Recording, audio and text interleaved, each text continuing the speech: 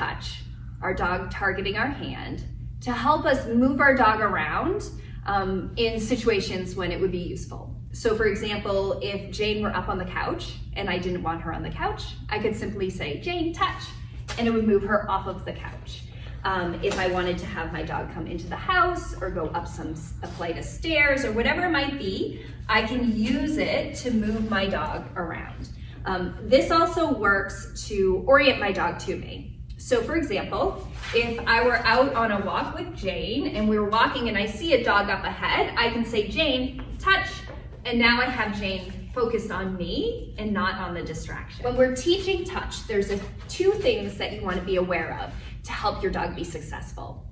First and foremost, we want to make sure our hand is nice, flat, and not moving when we're first teaching our dog how to touch. If I were to move my hand towards Jane, that could make her uncomfortable, and she might then not want to target my hand. Secondly, our clicker timing is very important here because we want to mark the moment our dog's nose touches our hand. If your clicker timing is off, you want to be early rather than late. So if I click a little early for Jane, I'm essentially marking her thinking and moving towards my hand, as opposed to if I were to click after she touched my hand, I'm actually marking her moving away from my hand. The way I'm going to teach this is I'm going to have my clicker and I'm going to have some treats. I'm going to start with a treat under my thumb and a flat hand.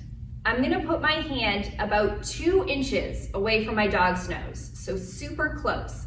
As soon as I feel her nose touch my hand, I'm going to click and then release that treat to her. It's going to look like this.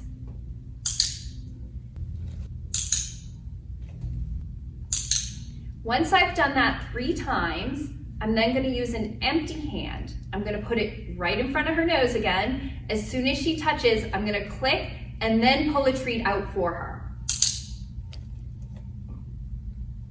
Once my dog gets fluent with that, I can start expanding the amount of distance I am from her nose. But every single time when I feel that nose on my hand, I'm going to click and then give her a treat.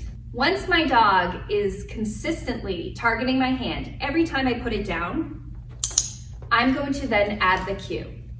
The cue is the word touch.